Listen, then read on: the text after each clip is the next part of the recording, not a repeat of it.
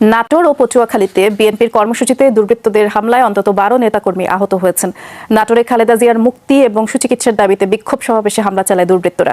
সকালে শহরের আলাইপুরে দলীয় কার্যালয়ের সামনে এই ঘটনা ঘটে। হাসিনার সরকারকে নতুন নির্বাচনের জন্য আন্তর্জাতিক চাপ, পদত্যাগের সময় জানালো জাতিসংঘ। সবশেষে দেখবেন প্রধানমন্ত্রী শেখ হাসিনা ওবায়দুল কাদেরের বিরুদ্ধে নেদারল্যান্ডের আন্তর্জাতিক আদালতে মামলা, পিনাকি ভট্টাচার্যের বিশেষ প্রতিবেদন। 2014 সালের পর থেকে টানা 3 বার জনগণের ভোট ছাড়া তিনি ক্ষমতায় আছেন এবং টানা 3 বার নিজেকে প্রধানমন্ত্রী ঘোষণা করেছেন। জনগণের ভোটের দরকার হয় নাই তার সরকার গঠন করতে কিংবা প্রধানমন্ত্রী হবার জন্য। এবং জিনিসপত্রের দাম যেখানে চলে গেছে, নিম্নবিত্ত তো বটেই, মধ্যবিত্তের নাগালের মধ্যে আছে কিনা সেটা আমরা যারা নিম্নবিত্ত যারা মধ্যবিত্ত তারাই জানি। প্রধানমন্ত্রী জানবার কথা না। অবশ্য প্রধানমন্ত্রী তো হতদরিদ্র, কারণ তার ঘর বাড়ি নাই, তার বোনেরও কোনো ঘর বাড়ি নাই। একজন রিক্সাওয়ালার উপার্জনের টাকায় তিনি আপাতত একটা বাড়ি পেয়েছেন, যে বাড়িটাতে তিনি এখন আবার ওই রিক্সাওয়ালা পরিবারকেই থাকতে দিয়েছেন। এছাড়া তো প্রধানমন্ত্রীর আর কোনো ঘর বাড়ি নাই, সহায় সম্বল নাই। হিন্দু বিদ্বেষী এই নুরার গণ অধিকার পরিষদ ভারতের দাক্ষিণ্য পায়, যেন যথাসময়ে এদের কাজে লাগায় বাংলাদেশে আগুন জ্বালায় দেওয়া যায়। এই হিন্দু বিদ্বেষীদের দলের সাথে যেই দাঁড়াবে, মনে রেখেন আমার নজর থেকে রক্ষা পাইবেন না। এই গণ অধিকার পরিষদের ন্যাচারাল ডেথ হবে। কেন হবে সেটা আমি ব্যাখ্যা করব পরে, আমার সময় হইলে। এটা টিকে থাকার মতো রাজনৈতিক দল না, এটা রাজনৈতিক দল হিসেবে তৈরি হইতে পারেনি। কোন রাজনৈতিক দল, কোন সামাজিক সংগঠন যদি এটার সাথে গেছেন, কোন নেতা যদি গেছেন, এদের প্রোগ্রামে গেছেন, খবর আছে করলে আগে সাবধান করে দিলাম। বাঘে চুলে 18 ঘা, পুলিশ চুলে 36 ঘা, আর পিনাকি চুলে জয় বাংলা। আসসালামু আলাইকুম ওয়া রাহমাতুল্লাহি ওয়া বারাকাতুহু। দর্শক মণ্ডলী, আপনাদের মাঝে নতুন একটি আপডেট নিউজ নিয়ে হাজির হলাম। আপনারা সম্পূর্ণ ভিডিওটি ধৈর্য সহকারে দেখবেন। দর্শক মণ্ডলী, ইতিমধ্যে আপনাদের দেখাবো খুবই গুরুত্বপূর্ণ ভিডিও, সেজন্য আপনাদের ভিডিওটি ধৈর্য সহকারে দেখতে হবে। দর্শক মণ্ডলী, ইতিমধ্যে আওয়ামী লীগ ও বিএনপি সংঘর্ষ হয়েছে। আসলে এই সংঘর্ষে 12 জন নেতা শেষ। আসলে ভিডিওটুকু আপনারা দেখলে অবশ্যই বুঝতে পারবেন যে আওয়ামী লীগ এবং বিএনপির ভিতরে কেমন ধরনের সংঘর্ষ হয়েছে, কি কারণে হয়েছে এবং এই 12 জন নেতাকর্মীর আসলে কি হয়েছে। দর্শক, সেজন্য আপনাদের ভিডিওটি ধৈর্য সহকারে দেখতে হবে। এবং পিনাকি ভট্টাচার্য তিনি কি গুরুত্বপূর্ণ আলোচনা করেছেন, তার সেই আলোচনাটুকু আমরা ধৈর্য সহকারে দেখব। দর্শক, সব থেকে বড় কথা হচ্ছে এই ভিডিও জুড়ে অনেক অনেক রাজনৈতিক বিষয় নিয়ে আলোচনা রয়েছে। আপনারা খুবই ধৈর্য সহকারে ভিডিওটি দেখবেন। তাহলে চলেন আমরা মূল ভিডিও চলে যাই, আমরা সম্পূর্ণ ভিডিওটি ধৈর্য সহকারে দেখব। তার আগে আপনাদের অনুরোধ করতে চাই, আপনারা যারা এখনো পর্যন্ত এই চ্যানেলটি সাবস্ক্রাইব করেননি তারা অবশ্যই আমাদের চ্যানেলটি সাবস্ক্রাইব করবেন, পাশে থাকা বেল আইকনটি অন করে দিবেন এবং ভিডিওটি বেশি বেশি করে শেয়ার করবেন এবং লাইক ও কমেন্টস করতে ভুলবেন না। তাহলে চলেন ভিডিওটি দেখে আসা যাক। বিএনপির কর্মসূচিতে দুর্বৃত্তদের হামলায় অন্তত 12 নেতাকর্মী আহত হয়েছেন। নাটোরে খালেদা জিয়ার মুক্তি এবং সুচিকিৎসার দাবিতে বিক্ষোভ সমাবেশে হামলা চালায় দুর্বৃত্তরা। সকালে শহরের আলাইপুরে দলীয় কার্যালয়ের সামনে এই ঘটনা ঘটে।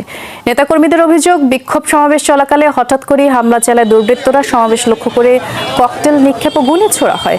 ধারালো অস্ত্র দিয়ে কুপিয়ে প্রায় বিচ্ছিন্ন করে ফেলে জেলা বিএনপির আহ্বায়ক শহীদুল ইসলাম বাচ্চুর হাতের কবজি।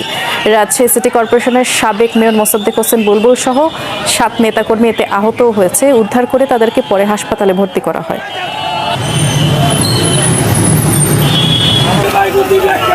এদিকে পটুয়াখালীতে জেলা বিএনপি সমাবেশে যোগ দিতে যাওয়ার সময় যুবদলের মিছিলে হামলা চালিয়েছে দুর্বৃত্তরা।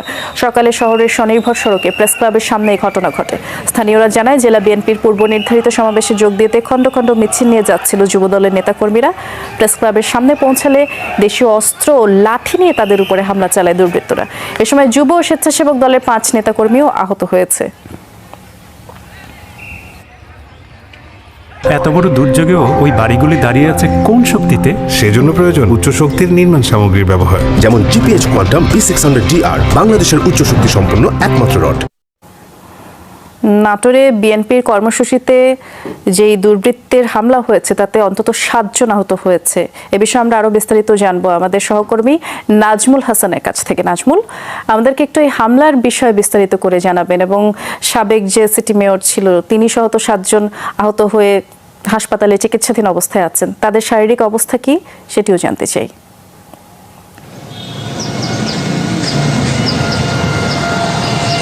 বৃষ্টির সকালে যখন বিএনপি নেতাকর্মীরা কেন্দ্রীয় কর্মসূচি পালন করছিল তখনই কিন্তু বিএনপি দাবি করছেন যে আওয়ামী লীগের সন্ত্রাসীরা এসে তাদের এই শান্তিপূর্ণ কর্মসূচিতে আসলে হামলা চালায় এবং হামলায় জেলা বিএনপির আহ্বায়ক শহীদুল ইসলাম বাচ্চু এবং রাজশাহী সিটি কর্পোরেশনের সাবেক মেয়র বুলবুল সহ 7 নেতাকর্মী আহত হয়। আর আহতদের যে অবস্থা, সর্বশেষ অবস্থা আমি যে কথাটি শুনেছি যে রাজশাহী মেডিকেল কলেজ হাসপাতালে শহীদুল ইসলাম বাচ্চু আশঙ্কাজনক অবস্থায় রয়েছেন। তার ডান হাতের কবজি আসলে প্রায় বিচ্ছিন্ন হয়ে গিয়েছে। এখানে বিএনপি চেয়ারপারসনের উপদেষ্টা রুহুল কুদ্দুস তালুকদার দুলু বলেছেন যে এই হামলাটি অত্যন্ত ন্যাক্কারজনক। এর আগেও কিন্তু শহীদুল ইসলাম বাচ্চুর উপর হামলা হয়েছিল, অর্থাৎ দ্বিতীয়বারের মতো তিনি হামলার শিকার হলেন এবং বারবার কিন্তু তাকেই যেহেতু তিনি জেলা বিএনপির আহ্বায়ক তার উপরেই বারবার এই সন্ত্রাসীরা টার্গেট করছে এবং বিএনপির চেয়ারপারসনের উপদেষ্টা আরেকটি বিষয় জানিয়েছেন যে তাদেরকে যেন সন্ত্রাসীদের যেন আসলে আইনের আওতায় আনা হয়। আরেকটা কথা বলে রাখি, যখন প্রথম দফায় হামলা হয়, হামলার পরে কিন্তু বিএনপি নেতাকর্মীরা আসলে তাদের সমাবেশ চালিয়ে যেতে থাকে, পুনরায় তাদের উপর আবার হামলা করে। তখনই কিন্তু ডিবি পুলিশ এবং পুলিশ ঘটনাস্থলে পৌঁছে তাদেরকে লাঠিচার্জ করে আসলে ছত্রভঙ্গ করে দেয়। আসলে এই নাটোরের হামলা এতক্ষণ শুনছিলেন সংবাদ শিরোনাম, এখন থাকছে বিস্তারিত। পিনাকি ভট্টাচার্য বলেন, কাঁঠাল রানী শেখ হাসিনা এবং ওবায়দুল কাদেরের কফিনে শেষ পেরেক পোতার কাজ চলছে। আন্তর্জাতিক অপরাধ বিশেষজ্ঞ টপিক অ্যাডমিন টুইটে জানিয়েছেন, এই মাসের শেষে নেদারল্যান্ডসের আন্তর্জাতিক আদালতে ইন্টারন্যাশনাল ক্রিমিনাল কোর্টে হাসিনা তার সহযোগীদের বিরুদ্ধে মানবতার বিরুদ্ধে অপরাধের মামলা করতে যাচ্ছে। পিনাকি বলেন, এখন প্রশ্ন করতে পারেন, বাংলাদেশের অপরাধ কি বিদেশের আদালতে বিচার করা যায়? হ্যাঁ যায়, যদি সে দেশ আন্তর্জাতিক অপরাধ আদালতের যে ঘোষণাপত্র তাতে স্বাক্ষর করে এবং তারপর তার নিজের দেশে সেই অনুযায়ী আইন পাশ করে। আন্তর্জাতিক অপরাধ আদালতের এই ঘোষণাপত্রকে বলে রোম স্ট্যাটিউট। বাংলাদেশ এই ঘোষণাপত্রে সাইন করেছে আর বাংলাদেশে আইন হিসেবে গ্রহণ করেছে 2010 সালের 23 মার্চ। এই আইন পাশ করে জামায়াত নেতাদের বিচার করতে চেয়েছিল হাসিনা, কিন্তু পরে তার সম্ভব হয়নি, কারণ রোম স্ট্যাটিউট ঘোষণাপত্র লেখা হয়েছিল 2022 সালে, তাই তার আগে অপরাধের বিচার আদালতে হয় না। পিনাকি ভট্টাচার্য বলেন, এখন এই আদালতে হাসিনা ও তার সহযোগীদের বিচার করা হবে। এই আদালতে যে অপরাধের বিচার করা হয় তা হলো যুদ্ধাপরাধ, মানবতার বিরুদ্ধে অপরাধ, গুম খুনের অপরাধ, গণহত্যার অপরাধ। হাসিনা যুদ্ধাপরাধ ছাড়া বাকি সবগুলো অপরাধ করেছে। পিনাকি বলেন, এখন পর্যন্ত এই আদালতে যাদের বিচার হয়েছে তাদের মধ্যে উল্লেখযোগ্য হলেন টমাস লুবান গার্ডাইলো। তিনি কঙ্গোর মিলিটারি লিডার ছিলেন। বাচ্চা ও শিশুদের দিয়ে জোরপূর্বক যুদ্ধ করার অপরাধে 2012 সালে 14 বছরের জেল হয়। তারপরে ব্যক্তি কঙ্গোর জার্মেই কাতাঙ্গা, তিনিও একই অপরাধে 2014 সালে তার শাস্তি হয়। তৃতীয় ব্যক্তি আহমদ আল ফাকি আল মাহদি, তিনি তার দেশের সাংস্কৃতিক ঐতিহ্য ধ্বংস করেছিল। এই অপরাধে 2016 সালে তার সাজা হয়েছিল 9 বছর। হাসিনাও আমাদের সংস্কৃতি ঐতিহ্য ধ্বংস করেছে সুন্দরবনের রামপালে কয়লা ভিত্তিক বিদ্যুৎ কেন্দ্র তৈরি করে। এখন বলতে পারেন, হাসিনা যদি ক্ষমতায় থাকে তাহলে মামলা আগাবে? পিনাকি বলেন, হ্যাঁ, মামলা আগাবে। হাসিনা ক্ষমতায় থেকে গেলে কোমরে দড়ি বেঁধে আদালতে ডেকে আনা হবে। আর এই আদালতের শাস্তি হলে ঘোষণাপত্রে যে 110টি দেশ সাইন করেছে, এই সমস্ত দেশে হাসিনা এবং তার সহযোগীরা গেলে আটক করা হবে। এই মামলায় শুধু হাসিনা, তার সাথে আরো 20 জনের তালিকা আছে। এর মধ্যে ডিবি হারুন সহ 11 জন আছে। পিনাকি ভট্টাচার্য বলেন, এই আদালতের শাস্তি হয় জেল এবং সমস্ত সম্পদ বাজেয়াপ্ত হয়। পৃথিবীর বিভিন্ন দেশে এরা সম্পদ রাখে, সম্পদ বাজেয়াপ্ত হয়। তেমনি হাসিনা এবং তার সহযোগীরা পৃথিবীর বিভিন্ন দেশের সম্পদ রেখেছে, সেই টাকা তারা ভোগ করতে পারবে না। পিনাকি ভট্টাচার্য বলেন, হাসিনা এখন সবচেয়ে বড় মাথা ব্যথা হলো টাকা পয়সা নিয়ে কোথায় পালাবে সে, কোথায় নিরাপদে থাকবে। ইতোমধ্যে আপনারা সকলেই শুনেছেন, আমেরিকা থেকে বাংলাদেশে রেমিটেন্সের পরিমাণ অস্বাভাবিক হারে বাড়ছে।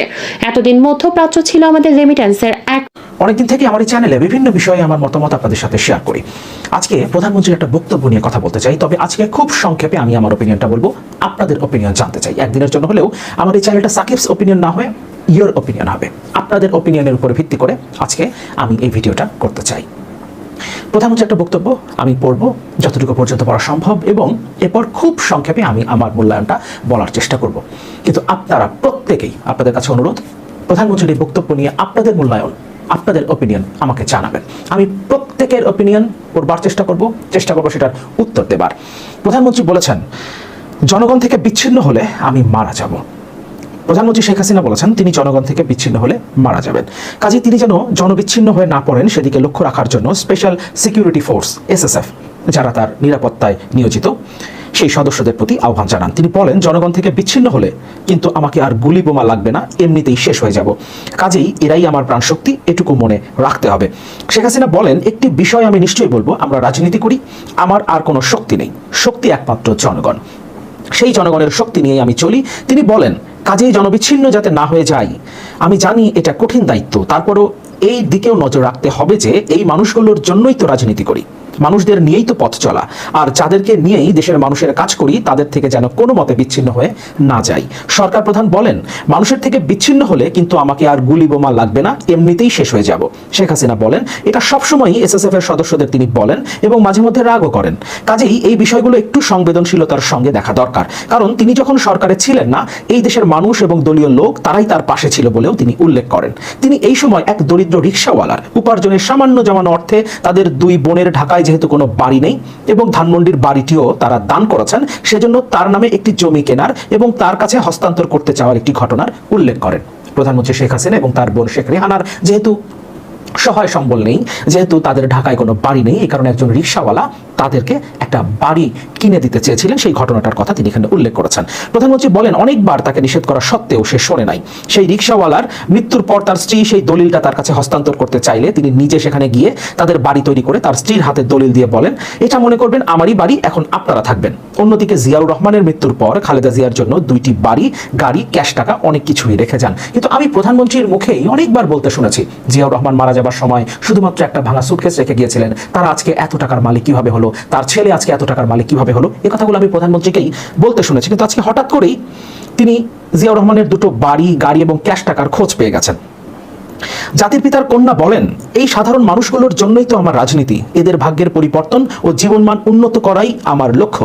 তাই এই সব মানুষগুলোর কাছ থেকে আমি বিচ্ছিন্ন হতে পারি না, কারণ এরাই আমার চলার সব শক্তি যোগায়। এটা সকলকে মনে রাখার জন্য আমি অনুরোধ করছি। তিনি বলেন, আল্লাহ আমাকে হয়তো একটা কাজ দিয়ে পাঠিয়েছেন, ততক্ষণ আমি বেঁচে থাকবো।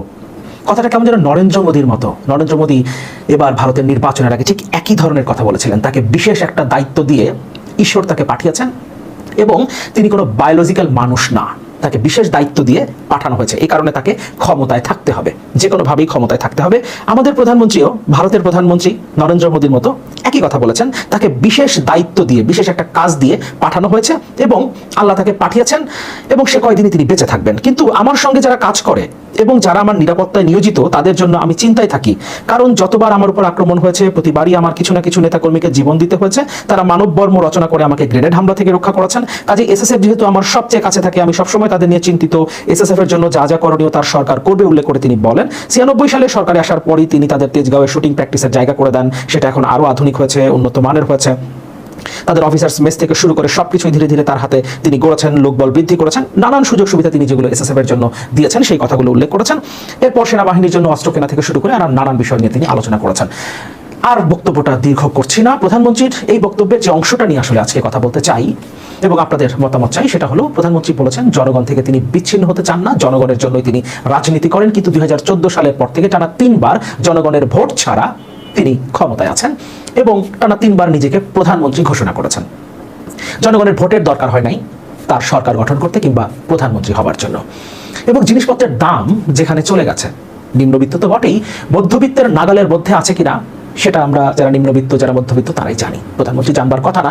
অবশ্য প্রধানমন্ত্রী তো হতদরিদ্র, কারণ তার ঘর বাড়ি নাই, তার বোনেরও কোনো ঘর বাড়ি নাই। একজন রিকশাওয়ালার উপার্জনের টাকায় তিনি আপাতত একটা বাড়ি পেয়েছেন, যে বাড়িটাতে তিনি এখন আবার ওই রিকশাওয়ালা পরিবারকেই থাকতে দিয়েছেন। এছাড়া তো প্রধানমন্ত্রীর আর কোনো ঘর বাড়ি নাই, সহায় সম্বল নাই।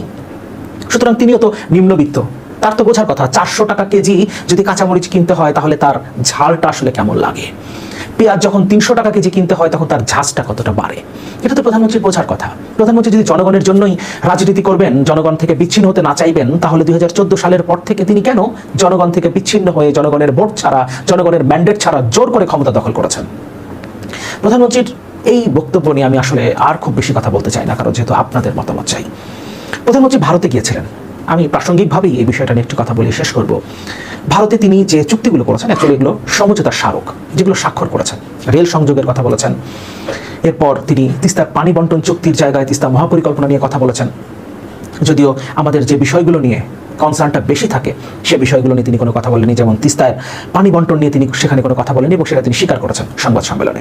এমনকি সেখানে সীমান্ত হত্যা নিয়ে কোনো আলোচনা হয়নি, কারণ এগুলো ভারত সরকার পছন্দ করে না। ভারত সরকার যেগুলো পছন্দ করে সেগুলো নিয়ে সেখানে তিনি কথা বলেছেন এবং জনগণকে তিনি সেখানেও একটা ধোঁকা দিয়েছেন। সফরের পর সংবাদ সম্মেলনে প্রধানমন্ত্রী বলেছেন, ইউরোপের দেশগুলোতে তো এক দেশ থেকে আরেক জায়গায় যাওয়ার জন্য সেখানে কোনো বর্ডার নাই, সেখানে কোনো বর্ডার ক্রস করে যেতে হয় না, সেখানে কোনো ভিসা লাগে না। তিনি এটাকে বাংলাদেশ ভারত বর্ডারের সাথে তুলনা করেছেন, অথচ বাংলাদেশ থেকে ভারতে যেতে, ইনফ্যাক্ট ভারত থেকে বাংলাদেশে আসতেও ভিসার দরকার পড়ে এবং আপনি যদি আপনার ব্যক্তিগত গাড়ি নিয়ে ভারতে যেতে চান তাহলে সেটা আপনি পারবেন না। এমনকি বাংলাদেশ এবং ভারতের বর্ডারে কাঁটাতারের বেড়া আছে, যেটা ইউরোপের কোনো দেশে নাই। এমনকি প্রধানমন্ত্রী বলেছেন যে অঞ্চল দিয়ে রেল সংযোগটা যাবে সেই অঞ্চলের মানুষের ব্যবসা বাণিজ্য সম্প্রসারিত হবে, যোগাযোগ ব্যবস্থা সম্প্রসারিত হবে, অথচ ভারতেরই এক প্রান্ত থেকে আরেক প্রান্তে রেল সংযোগ দেওয়া হচ্ছে। এটাকে অ্যাকচুয়ালি করিডোর হিসেবে ভারত ব্যবহার করবে। হ্যাঁ, যদি চীনের সাথে দোকলামের মতো কোনো পরিস্থিতি তার তৈরি হয় তাহলে এটা মূলত এই রেল সংযোগটা মূলত ভারত করছেই শিলিগুড়ি করিডোরে প্রয়োজনের সময় বিশেষ পরিস্থিতিতে সেনাবাহিনী এবং সেনা সরঞ্জাম পাঠানোর জন্য। সুতরাং এই পরিস্থিতি যদি তৈরি হয় তখন চীন বাংলাদেশের অভ্যন্তরে ভারতের বিরুদ্ধে যুদ্ধের নামে সে বাংলাদেশের অভ্যন্তরে আক্রমণ করতে পারবে, সেই সুযোগটা তৈরি করা হয়েছে। কিন্তু এখানে বাংলাদেশের জনগণের জন্য ব্যবসা সম্প্রসারণ কিংবা যোগাযোগের কোনো ব্যাপার তো নাই, কারণ ভারতের এক প্রান্ত থেকে আরেক প্রান্তে রেল যাবে, মাঝখানে কোথাও দাঁড়াবে না, মাঝখানে কোথাও থামবে না। বরং বাংলাদেশের ভেতর দিয়ে যখন ভারতের রেল চলবে তখন বাংলাদেশের ট্রেনগুলোকে দাঁড়িয়ে থাকতে হবে, কারণ বাংলাদেশের ট্রেনগুলোর তো স্টপেজ আছে, কিন্তু ভারতের ট্রেনের তো কোনো স্টপেজ থাকবে না। তারা যেহেতু বাংলাদেশের অভ্যন্তরে কোথাও দাঁড়াবেই না, তাহলে এখানে যোগাযোগ কিভাবে সম্প্রসারিত হবে, ব্যবসা বাণিজ্য কিভাবে সম্প্রসারিত হবে, এটা একমাত্র প্রধানমন্ত্রী বলতে পারবেন। সুতরাং প্রধানমন্ত্রী নানা ধরনের কথাবার্তা বলেন, তবে আজকে তিনি তার এই বক্তব্যে যে হৃদয় স্পর্শী কথাবার্তা বলেছেন, জনগণ থেকে বিচ্ছিন্ন হতে তিনি চান না, জনগণ থেকে বিচ্ছিন্ন হলেই তিনি মারা যাবেন। তাহলে 2014 সালের পর থেকে এতগুলো বছর ধরে জনবিচ্ছিন্ন হয়ে প্রধানমন্ত্রী কিভাবে বেঁচে আছেন সেটা নিয়েই আসলে আমার প্রশ্ন। প্রধানমন্ত্রী সবসময় বলেন না এটা নিয়েই আমার প্রশ্ন, ওটাই আমার প্রশ্ন, সেটাই আমার প্রশ্ন। আজকে আমার প্রধানমন্ত্রীর কাছে প্রশ্ন, প্রধানমন্ত্রী এত কষ্ট নিয়ে, যেহেতু জনবিচ্ছিন্ন হওয়াটা তার জন্য হৃদয় বিদরক একটা বিষয়, এতটা কষ্টের একটা বিষয়, এতটা কষ্ট নিয়ে প্রধানমন্ত্রী বেঁচে আছেন কিভাবে? এবং প্রধানমন্ত্রী নিজে যেহেতু বলেছেন জনগণ থেকে বিচ্ছিন্ন হলে তিনি বাঁচবেন না, তিনি মারা যাবেন, কোনো গুলি বোমার প্রয়োজন হবে না, তাহলে এতগুলো বছর 2014 সালের পর থেকে তিনি কিভাবে বেঁচে আছেন? আপনাদের মতামতগুলো নিশ্চয়ই কমেন্টে জানাবেন। কালারটা দেখছেন নি, চোরের মাল বড় গলা। এতদিন এই কথাটা শুনছেন প্রবাদ হিসাবে, এখন এটা দেখতে পারছেন। এই জিনিস বাস্তবে দেখে নেন এই সুযোগে। কালারানির পাতানো খেলায় খেলতে খেলতে পাচার কাপড় খুলে যাওয়াতে পুলিশ খুব ঘোষা করেছে, তাদের নিয়ে সংবাদ পরিবেশনের নামে নাকি অন্যায় হচ্ছে। তো কেন পুলিশের একের পর এক খবর ভেজে আসতেছে? আপনারা জানেন এই যে লাস্টে আসলো না আসাদুজ্জামান মিয়া, তার নামে রিপোর্ট করলে আমার কাছে আসছিল আগেই, আমি ভিডিও করেছিলাম খুলে, কিন্তু যেদিন ছাড়মু তার আগে তাতে দেখি ফাঁসে গেল সব জায়গায়, মানব জমিন সহ। তার মানে ওটা সবাই দিছে, সবাই পাইছে। এটা আমার কাছে শুধু আপনাকে কিন্তু দিলাম, দেখেন এটা বুঝাও। তো যাই হোক, এটা নিয়ে এর আগেও একটা ভিডিওতে কথা কইছি, সেই কথাটার সাথে এখনকার ঘটনা দেখে অনেকে অমিল খুঁজে পাইতে পারেন, কিন্তু খেলাটা মনোযোগ দিয়ে খেয়াল করলে আমার বক্তব্যটা যে ঠিকই আছে তা বুঝতে অসুবিধা হবে না। এই আলাপে আসতেছি, তার আগে একটা জরুরি বিষয় আলাপ করে নিই। গত 22শে জুন আশরাফিক একাডেমি সাইনবোর্ড ঢাকাতে আয়োজন করছিল একটা হাতের লেখা প্রশিক্ষণ। এসএল হৃদয় অংশ নিয়েছিল পটিয়া মাদ্রাসার ছাত্র, খুব নম্র এবং ভদ্র। 26শে জুন কোর্স শেষ হওয়ার পর তারা বাড়িতে যাওয়ার পথে নিখোঁজ হয়ে যায়। কিছুক্ষণ আগে মানে আজকে জানা গেছে যে জঙ্গি প্রশিক্ষণ দিয়ে নাকি আসছে এরা, এই সন্দেহ করছে র্যাব, করে এদেরকে ধরছে। এই কমান্ডারের নাম আর ছবি দিবেন, কত বড় তালে বড় হয়েছে আমিও দেখে নেবো। এবার আলাপে আসি। বেনজির কুটিকার মাল, তো গোপালী মাল। চাকরিতে থাকতেও দিল্লি দাসী সেবা করেছে, চাকরি থেকে অবসরে গিয়ে দিল্লি দাসীর সেবার অংশ হিসেবেই নিজেরা বলি দিছে। ক্ষমতায় থাকতেও চোটপাটে পুলিশের মধ্যে কেউ কথা দিতে পারে নাই, এক সিটিয়ে রাজত্ব করেছে।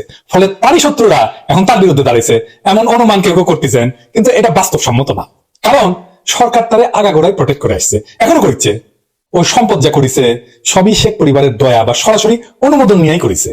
আর গোপালগঞ্জে যা করেছে শেখ পরিবারের আপত্তি থাকলে করতে পারতো না, আপত্তির তো কোনো কারণই নাই, নিজেদের মধ্যেই তো গোপালী বলে কথা তো, তাই না? আর বেনজির তো আগেই স্যাংশন পাওয়া মাল, এইটা অবসরে পাঠায় ওরে কাজে লাগানোর জন্য ওরে দুধ ভাত শুলে চালানো হয়েছে। কিন্তু ওর বিরুদ্ধে খবর বের করছে কেডা?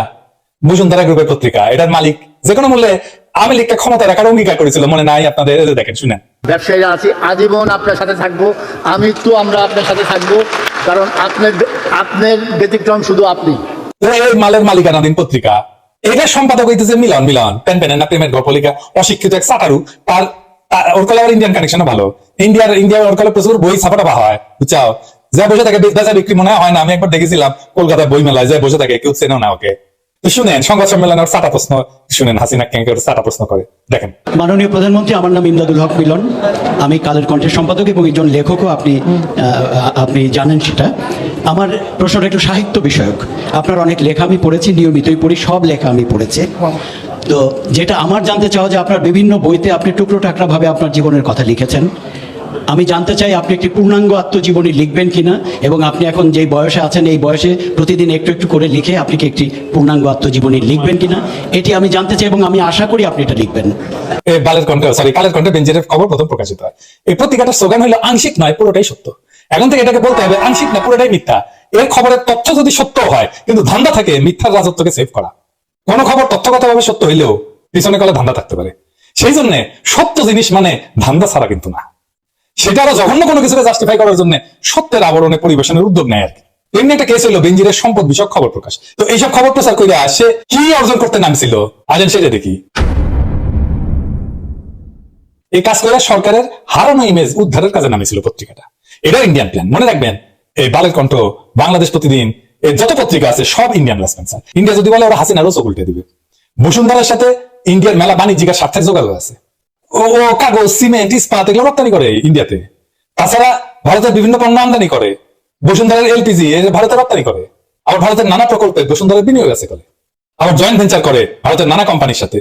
যোগাযোগ এবং পরিবহনে ভারতের সাথে বসুন্ধরা গ্রুপের বিভিন্ন পরিবহন এবং লজিস্টিক্স চুক্তি আছে। তো বুঝেছেন তো ইন্ডিয়ার সাথে ওদের ক্যাঙ্কা সম্পর্ক। এই বালের কন্ট্রাক্ট কিন্তু কোনো কিছু আবিষ্কার করে নাই।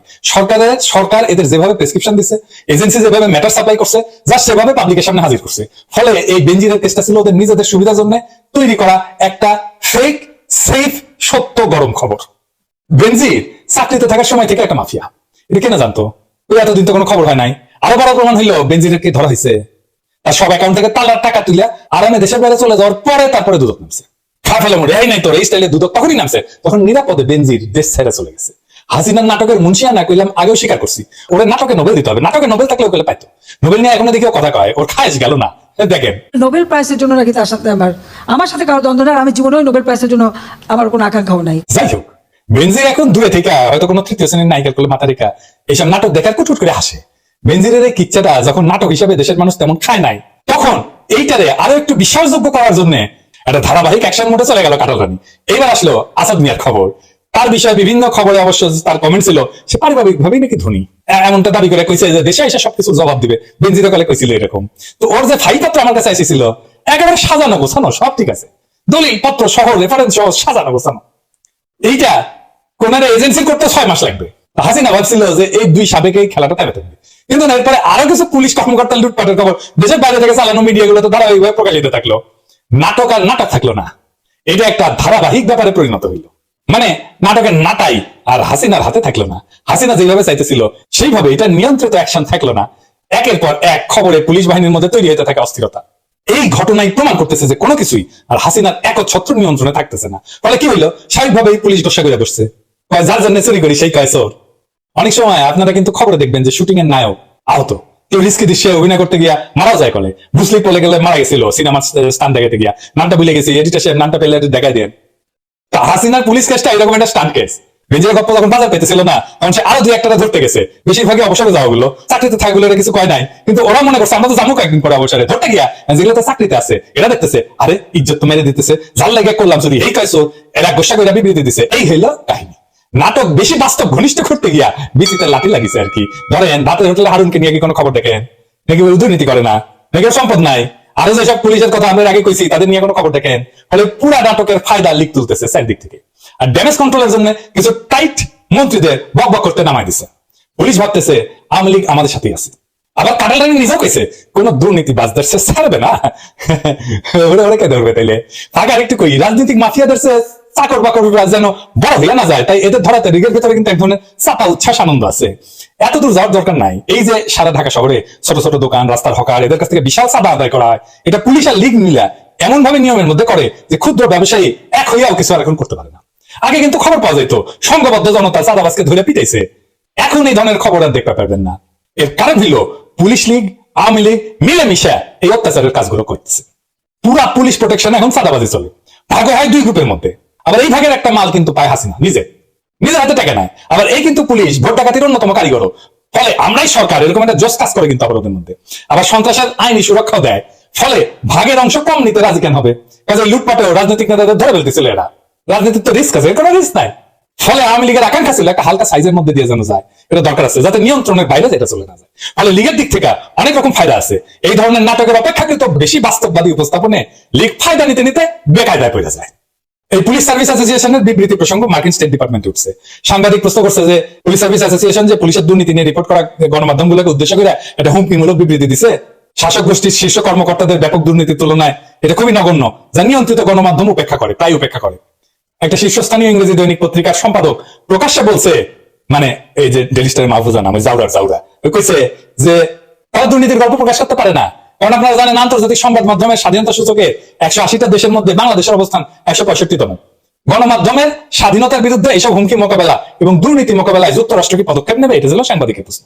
জনাবে আমাদের সেই মিলা সাহেব বলেন যে কার্যকর গণতান্ত্রিক প্রতিষ্ঠান বজায় রাখতে এবং সরকারের স্বচ্ছতা বাড়াতে মুক্ত ও স্বাধীন গণমাধ্যমের ভূমিকা আমরা দৃঢ়ভাবে সমর্থন করি। সাংবাদিকদের গুরুত্বপূর্ণ কাজ থেকে বিরত রাখতে হয়রানি বা ভয়ভীতি দেখানোর যে কোনো প্রচেষ্টায় আমরা আপত্তি জানাই। কিন্তু খেলতে খেলতে মাঠের বাইরে ছিটকে পড়ার স্বভাব হাসিনার কিন্তু আছে। কোনো কিছু নিজের নিয়ন্ত্রণে না থাকার পরেও ভারতের রয়ের উপর ভর করে সে ভাব সে দেখাবে, সে এখন সব চালাচ্ছে। এমন একটা ইমপ্রেশন দেওয়ার জন্য অনেক উল্টাপাল্টা কথা দেখবেন কয়, কারণ করছে কাউরে কালে ছাড়বো না, দেখেছেন না? আসলে তার নিয়ন্ত্রণে কিছুই নেই, সবই রয়ের নিয়ন্ত্রণে চলে গেছে। যাই হোক, তাদের উপরে অন্যায় সাংবাদিকরা করতেছে দেখা কাউয়া কাকা করতে করতে দৌড়ে আসছে। কভার সাউন্ড নেন, দেন আরো জোরে কান ফাটাই হয়েছে। তো ওকেলে মজার কথা কইছে পুলিশকে নাকি ঢালাও ভাবে আক্রমণ করা হইতেছে। বাবা কইতেছে যে ফখরুল্লাহ আজকে গুজব ছড়াচ্ছে পুলিশকে ঢালাও ভাবে আক্রমণ করছে, সেনাবাহিনীর বিরুদ্ধেও তাদের মতলব আছে। ওরে বাবা, কি সেনাবাহিনী প্রেমিক হয়ে গেছে! ঢালাও ভাবে দুর্নীতিবাজ বানানোর যে চক্রান্ত চলছে, এটা আওয়ামী লীগকে হটানোর জন্য ষড়যন্ত্র কিনা সেটাও ভেবে দেখতে হবে। তুই ভাব, তোর ভাবার ক্ষমতা আছে, টাকা ছাড়া আর কিছু ভাবতে পারিস। তবে এই বিষয়ে টিআইবির বক্তব্যকে স্বাগত জানাতে হবে, তারা খুব ভালো পজিশন নিছে। এই যে নির্বাহী পরিচালক টিআইবি ডক্টর ইফতেখারুজ্জামান, ওরা আগে একটা শান্টিং দিছিলাম লাইনে কথা করার জন্য। এইবার এই বিষয়ে বিবিসি কে লাইনে কথা কইছে, কইছে যে হাতে গোনা কয়েকজন বাদে বাংলাদেশের আইন শৃঙ্খলা রক্ষাকারী বাহিনীর আপাতমস্তক দুর্নীতিগ্রস্ত প্রতিষ্ঠান, সিংহভাগই দুর্নীতির সাথে জড়িত। তো কাউয়ার এই আল্লাদি বয়ান শুনে আবেগ আর ধরে রাখতে পারেনি পুলিশ অ্যাসোসিয়েশন, তাই ক্ষোভ ঝাড়তে গিয়া সাংবাদিকদের দিকে খেপায়। তো কেন সাংবাদিকরা খেপলো? কারণ পুলিশ অ্যাসোসিয়েশন মনে করে পুলিশ বাহিনীর সাবেক এবং বর্তমান সদস্যদের বিষয়ে সংবাদ মাধ্যমে যে খবর প্রকাশিত হইতেছে তা উদ্দেশ্য প্রণোদিত, ঢালাও এবং অতিরঞ্জিত। কোনটা মিছা কথা আছে? তাহলে অতিরঞ্জিত হয় কেমনে? তার আরো গেছে সাধীনতা বিরোধী সাম্প্রদায়িক শক্তি এবং দেশ বিরোধী চক্র যেমন পুলিশ বাহিনীকে প্রতিপক্ষ হিসেবে বিবেচনায় নিয়ে পুলিশের বিরুদ্ধে নেতিবাচক সমালোচনায় লিপ্ত, তেমনি কোন কোন গণমাধ্যম পুলিশের বর্তমান ও সাবেক সদস্যদের ব্যাপারে মানহানিকর নেতিবাচক সংবাদ প্রচার করে একই ভূমিকা পালন করছে। দেখছেন কত বড় কথা? ওই হাত দিতে টের পাইছেন, টেপার নাই, চেতনায় হাত দিছে। কত বড় সর্বনাশের কথা! যে চেতনায় হাত দিছে সাংবাদিকরা গেছে খেপা। কত বড় কথা! আমাদের কয় স্বাধীনতা বিরোধী সাম্প্রদায়িক কয় আমাদের, এইটা কেন মানবে? এই দেশের মিডিয়ার মূলধন কি? স্বাধীনতার চেতনার নামে ফ্যাসিবাদের বয়ান ফেরি করা আর অসাম্প্রদায়িকতার নামে ইসলামের প্রতি ঘৃণা উৎপাদন করা, এই দুইটা কাজ তারা বেশ জেহাদি জশে করে এবং করে আসতেছে বছরের পর বছর ধরে। এখন তাদেরই চেতনা বিরোধী বলা কত বড় অপবাদ! চিন্তা করে দেখছেন? এগুলো যে আমি বানাই কইতেছি তা না, কিন্তু চেতনা ব্যবসার অন্যতম প্রধান খাদেম এবং পরিমণির আলো ওইটুকু প্রথম আলো একটা কলামে একেএম জাকারিয়া প্রথম আলোর উপসম্পাদক ওই লিখেছে যে পুলিশ অ্যাসোসিয়েশন তাদের সাবেক ও বর্তমান কর্মকর্তাদের ঢালাও ভাবে অভিযোগ করার দায়ে সংবাদ মাধ্যমকে দায়ী করছে। সেই সূত্রে সাংবাদিকদের তরফে তো এই প্রশ্ন তোলাই যায়, সংবাদ মাধ্যমের ভূমিকাকে স্বাধীনতা বিরোধী ও সাম্প্রদায়িক শক্তির সঙ্গে এক করে দেখা কি অনেক বেশি ঢালাও হয়ে গেল না? কি অভিমান করেছে দেখেছেন? এইটা সাংবাদিক মহল মানবে না। বাংলাদেশের দুই একজন বিরল ব্যতিক্রম বাদে মূলধারা সাংবাদিকতা গদি মিডিয়ার ভূমিকায় হাজির হয়েছে অনেক আগে থেকে। এরা দিল্লি দাসীকে মাননীয় প্রধানমন্ত্রী ছাড়া লিখতে জানে না।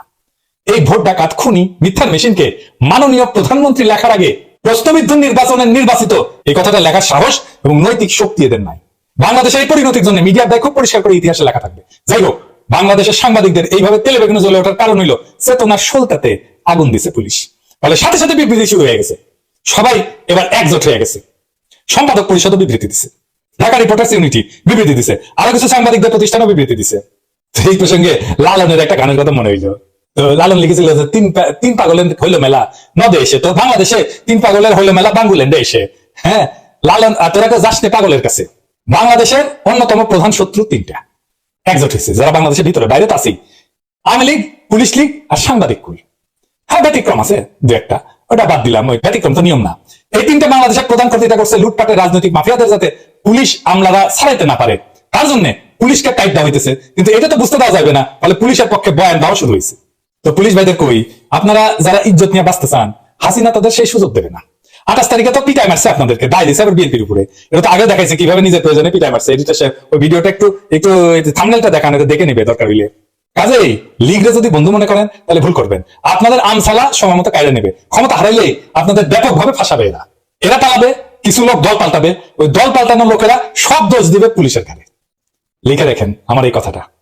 তাই আপনাদেরকেও জনগণের পক্ষে দাঁড়াইতে হবে। আমরা বলতেছি না মিছিল করতে হবে, মিটিং করতে হবে, এই দেশকে রক্ষার জন্য যতটা সম্ভব ভূমিকা পালন করতে হবে। অন্যায় আদেশ অমান্য করতে হবে। আপনার পুলিশের আইন অনুযায়ী আপনি অন্যায় আদেশ মানতে বাধ্য না, লীগ আপনাদের শেষ করে ফেলবে, সামাজিক ভাবে মুখ দেখাতে পারবেন না। কিন্তু আর সাংবাদিকদের কথা কি কমু, এদের অবস্থা তো কাটালানের সংবাদ সম্মেলন দেখলেই বোঝেন। এই এক রত্নের হাট, আমার ক্ষুদ্র ভ্রাতা ভগ্নীদের একটা কাজ দেই, এইসব সংবাদ সম্মেলনে হাজির হওয়া মালগুলার প্রত্যেকটার আমল নামা সংগ্রহে রাখবেন। এদের জাদুঘরে রাখবো, মমি বানায়, প্রচুর দামে টিকিট কেটে বিদেশ থেকে মানুষ যাতে দেখতে আসবে এবং ভিডিওতে চালাম ওটা কি কি কইছিল। বেশ ভালো একটা রাষ্ট্রীয় আয় উৎসব হবে কিন্তু এই সিরিয়াগুলা। এখন সাংবাদিকরা দেখলো যে এজেন্সি সাপ্লাই করা খবর প্রকাশ করে এরা পুলিশের কাছে রাজাকার ট্যাগ খাইতেছে। এটা তো সহ্য করা যায় না।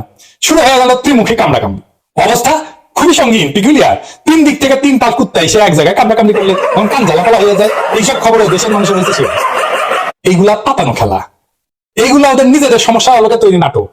এতে দেশের মানুষের রাজনৈতিক মুক্তির কোনো নিশানা নাই। ওই যে বলছিল না লালন, 3 পাগলের হলো মেলা নদে এসে, ওরা তোরা কেউ যাস না পাগলের কাছে, ওই পাগলের কাছে যায় না। এত সময় ধরে আপনারা সম্পূর্ণ ভিডিওটি ধৈর্য সহকারে দেখেছেন এবং আওয়ামী লীগ এবং বিএনপির ভিতরে সংঘর্ষ হয়েছে, কি কারণে হয়েছে এবং 12 জন নেতাকর্মী আহত হয়েছেন এবং এই নেতাকর্মীদের ভিতরে আসলে কি সমস্যার জন্য এই সংঘর্ষ সৃষ্টি হলো, আপনার ভিডিওটি দেখার পর সম্পূর্ণ বিষয়টুকু ভালোভাবে বুঝতে পেরেছেন। এবং পিনাকি ভট্টাচার্য তিনি আসলে কি কথাগুলো জনগণের মাঝে তুলে ধরেছেন, আপনারা সেই কথাগুলো শুনেও সম্পূর্ণ বিষয় ভালোভাবে বুঝেছেন। দর্শক, তাহলে আজকের মতন ভিডিও এখানে শেষ করছি। সকলে ভালো থাকবেন, সুস্থ থাকবেন, আল্লাহ হাফেজ।